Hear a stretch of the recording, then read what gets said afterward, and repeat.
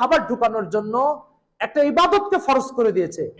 সেই দিনের মধ্যে থেকে আপনি জীবন অবসান করবেন আর আপনার একটা পটকার আওয়াজে, আর সেই দিনের মধ্যে থেকে আপনি একজনের ঘর জ্বালিয়ে দিবেন আর তার ভিতরে আপনি আনন্দ পাবেন।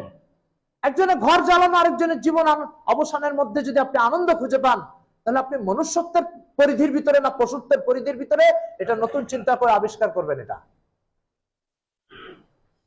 এই জন্য মোহতারাম হাজিরিন, খুব এই কথা নিজেরা প্রচার করি। যার যার ফেসবুকে লেখালেখির অভ্যাস আছে ফেসবুকে প্রচার করি। আমার আনন্দ কারোর জীবন অবসানের কারণ হতে পারে না। আমার আনন্দ কারো ঘর জ্বালানোর কারণ হতে পারে না। আমার আনন্দ কারো রাত্রে ঘুম হারামের কারণ হতে পারে না।